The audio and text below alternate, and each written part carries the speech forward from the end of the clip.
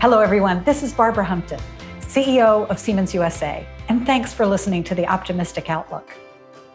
Our 2022 episodes have had a big focus on the bipartisan infrastructure law.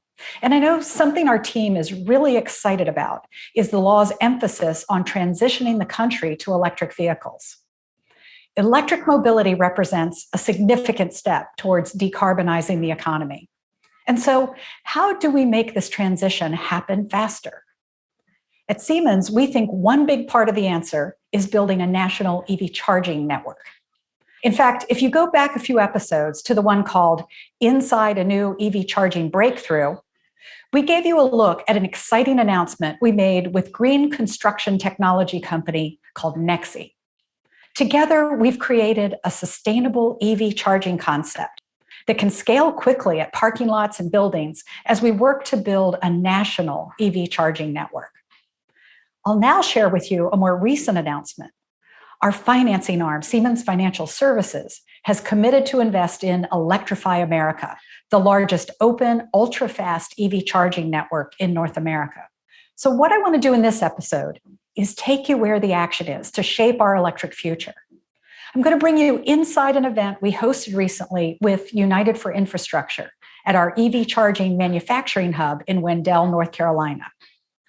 During this event, we heard from North Carolina leaders about the partnerships helping them accelerate EV infrastructure deployment and their lessons learned along the way.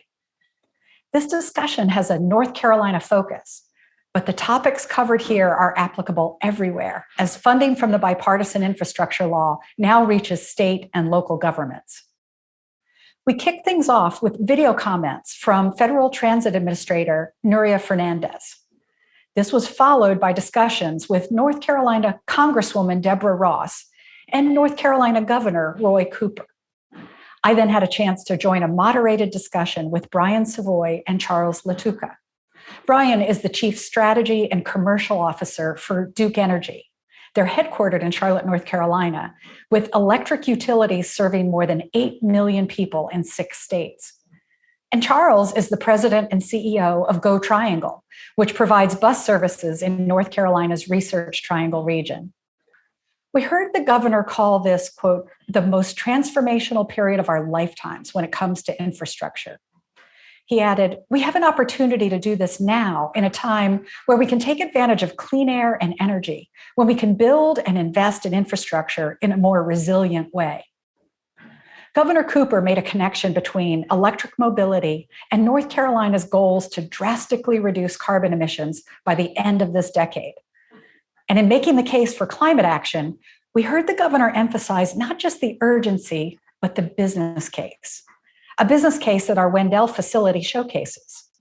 We now have 550 people working in Wendell, supporting charging solutions for heavy-duty electric bus fleets. And we've added more than 100 new jobs in just the past 2 years as we've grown our support for the electrification of U.S. transit. Let's start with this. Climate change is an existential threat to our planet. And all of us collectively have to work to fight it. So we start with that premise, and that's a scientific fact. But even if you don't believe that, even if you don't care about that, you need to care about the transformation to clean energy, both in the power sector and in our transportation sector, because of the jobs and the money that it's going to bring to our state. Okay, so let's get into the panel discussion to get viewpoints representing Duke Energy and GoTriangle. These are 2 very important customers for Siemens, and we're thrilled to be in an ecosystem with them, working together to make electric mobility a reality. This session was moderated by Patrick Sable, then United for Infrastructure's co-founder and CEO, and what we're presenting here are edited portions of the conversation. You'll hear Patrick lead in with a question for Brian Savoy, representing Duke Energy, and again, Charles leads GoTriangle. We're in this moment where we've kind of gone from famine to feast, right? That we have American Rescue Plan money, we have bipartisan infrastructure law money, certainly a lot of opportunities here. And how are you kind of adapting to this moment? What kind of new partnerships are you developing in order to really meet customers, whether they're a big corporation or whether they're a family trying to make by?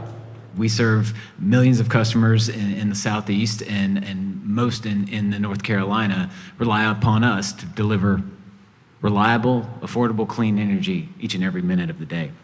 And customers expect more. They're adopting electric vehicles. They're putting solar panels on their roof. It's our job to make it a seamless transition for customers as this penetrates more and more. At the fringe, when these technologies are nascent, the grid can absorb this, but over time, we have to get much smarter about the investments in the grid so that we can enable all these new technologies, multi-way power flows, and we're doing just that. We're taking the data at the meter level to learn our customers' load patterns, our usage patterns, and applying that into our investment profiles to say, where can we get the most bang for our buck as we use precious resources to invest in the grid and harden it so we can deal with new technologies as electrification takes hold. As customers learn more about energy storage, and you adopt an electric vehicle, you have a battery on wheels. What do we do with that battery? How do we use that battery more than just for your car? So we're thinking about those next use cases on the electric vehicle batteries beyond just moving you around. And Barbara, when you work with your customers, when you work with folks like GoTriangle or Duke, how are you adapting to meet them? Because I feel like these demands are being placed on everybody to adapt. This is the decade of the Internet of Things. And if you thought the Internet of People brought a lot of digitalization and a demand for electricity, wait till we start to see that in orders of magnitude more. And so here's a company that has built its whole business strategy around these megatrends: climate change, urbanization, the aging demographics of people all around the world. Here are people with know-how in electrification, automation, digitalization, sustainability, and what we wake up for every single day as actually both suppliers to and as customers of these critical infrastructure leaders is how can we drive that future that's more sustainable, more equitable? How can we make sure that we build the workforce that's actually pulling in opportunity for all those people around us? It's going to take all of us. And like the governor said, we're in a moment. There is an existential threat, and it's going to take all the talent we've got to tackle it. I like to point out, in fact, just had this conversation with some of our employees, there is only win-win or lose-lose. There is no win-lose, especially now. So everywhere we go, we've got to be looking for mutual wins. Well, I think also as we're talking about mutual wins, specifically in North Carolina, again, part of the reason we came here is not just because Siemens has a great facility and are great partners, but North Carolina is a leader on this issue. So looking at that, I wanted to start again with Charles. You've bought your first couple EV buses. You've been in the transit industry for a long time. What did you wish you knew jumping into this? What we found is that, look, we're a regional transit agency. So how does an electric bus work for a regional transit agency that provides 8% of the ridership, but takes them 30% of the miles? So our buses have to be out there all day long, and they have to go long distances. And what we found is that the technology, not quite there yet. So we can put a bus on the road for half a day, and then have to bring it back and charge it again to put it out for the next day. So not as flexible as a diesel bus, but the technology is coming along so quickly. The batteries are coming along so quickly. The charging systems are advancing very quickly. Matter of fact, NC State got a federal grant to experiment on building a faster charging system for a transit vehicle.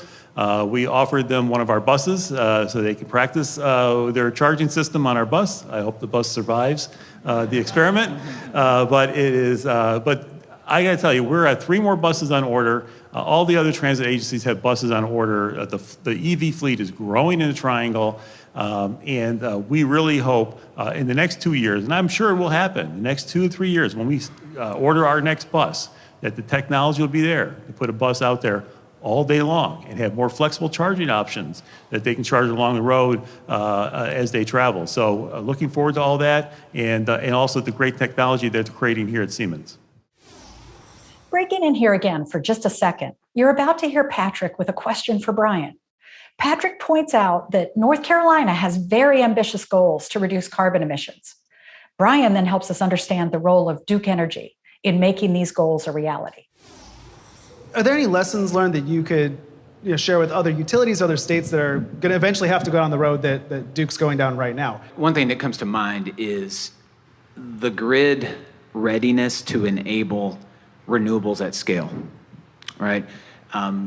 We need proactive investments. We are doing that, and it takes multi-year planning to do that, right? So if these investments in the grid don't come together in a month, they take 2 or 3 years to come together. So we need to lay the runway, just like you build a highway when traffic is congested. We need to build the highway for electricity so that we can hook on all the distributed resources that are coming to drive the clean energy transition.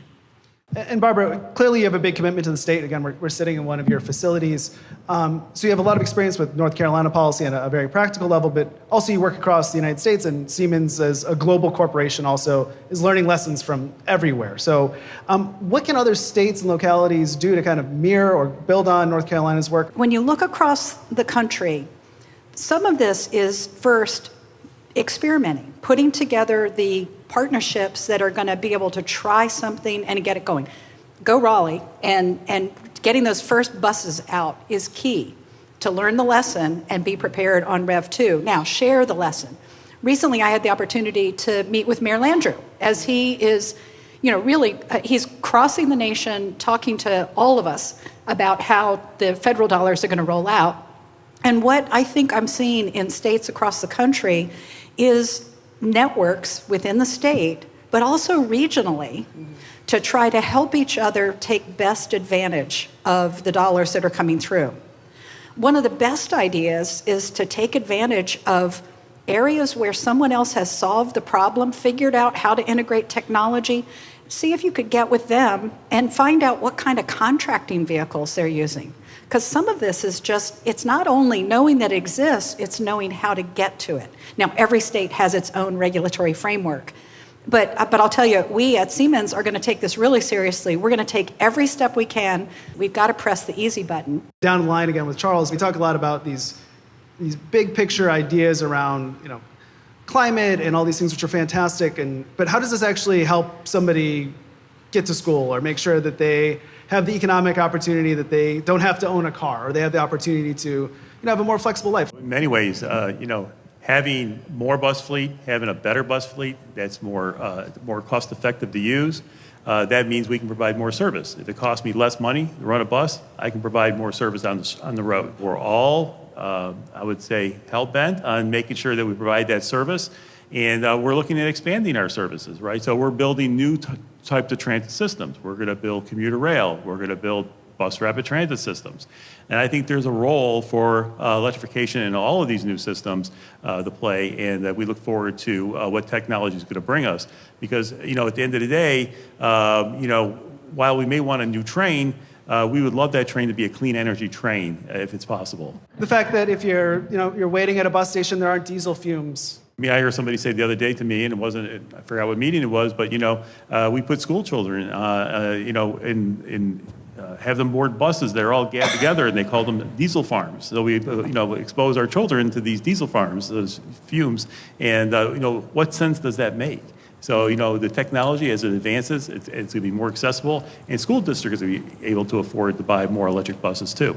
And Brian, we talk about, how big the federal investment is, but what does that actually mean for your customers? What kind of improvements can they look forward to in their everyday lives? Patrick, a lot of the investments that we have planned for the next decade involve transitioning out of fossil fuels, moving into clean energy, and making the grid ready. And, on the grid side, which is the closest to the customer, because these other investments are further away, whether they're integrating other renewables or generation that we operate and own. But on the grid side, we're putting things like self-healing systems, so that when there's an outage, the whole circuit doesn't go down. Only a couple of locations go down, a couple of residents, a couple of businesses, because the circuit's rerouted automatically. So there's Barbara mentioned Internet of Things. It's Internet of Things on the grid, so that it can autonomously operate when we have challenges, when trees fall on the lines or what have you. Things happen. Yeah, I always think about this as stuff where you shouldn't have to think about it, and that's kind of the win, right? It's essential for life, and you shouldn't have to think about it. That's our job. And so, Barbara, I think it's really interesting to kind of pivot to you, because, again, Siemens as a corporation has made huge commitments to this policy area and to providing the fundamental technologies that will drive these changes. What are you excited about with this big transition we're facing right now? One of the things I'm most excited about is the Ford F-150 Lightning. We are the charging partner for Ford. Is it a car? Is it a truck? Or is it a home energy resilience system? Right? That's the question we can now ask. As we bring more electrified items onto the grid, we now have an opportunity to give one more tool to the utilities to generate value, and one more thing to make our lives more fulfilling. So we're working on projects like this all over the place. Go with me to Chicago, to Bronzeville, south of Chicago. The ComEd has a project there where they've implemented a microgrid. And they're experimenting with the kind of technologies that are going to make it possible for that community, as it's redeveloped, to provide all that quality that the governor talked about in his vision. We can connect anyone, anywhere. Brian, switching over to you, what kind of flexibility or what can the federal government do to help you achieve these goals, or to give you the opportunity to really succeed in what you're doing right now? The conversations that we've had and I've been engaged in very frequently with the DC leaders has been, they want shovel-worthy projects, right? It's not this year. It doesn't have to be shovel-ready. It needs to be shovel-worthy because it is a multi-year plan. And we see a path to decarbonization to about 75%. We need about that last 25% is going to take technology breakthroughs at commercial scale. The tough stuff. The really tough stuff. And what our conversations have focused on is, how do we take that infrastructure money, how do they take it as the DOE, and allocate it in areas where it will advance the technology, buying down that R&D cost for customers so that it comes to scale faster. Because to hit our 2030 ambition, we need some. And we need more by 2035 if we're going to retire all of our coal. And those are the steps that I think the federal government will take as we move forward. All right, we're going to wrap things here, and I'll just quickly build on the comments you heard from Brian. To improve customer experience and drive EV adoption, you'll continue to hear Siemens making the case for open, accessible, and equitable electric vehicle charging technology. Key to this is interoperability. In short, this means that EV drivers should be able to pull up to any electric vehicle station the same way that they can pull up to any gas station today. We're encouraged by the continued movement we're seeing at a federal level to advance interoperability and bringing a national EV charging network to life. And now you can go to our show notes to learn more about this and the announcements I shared in my opening comments. Thanks so much for listening. Thank you for tuning in. Subscribe to the podcast on your favorite listening platform or to the Siemens YouTube channel. And if you have comments, feedback, or ideas for collaboration, send us an email at optimist.us@siemens.com.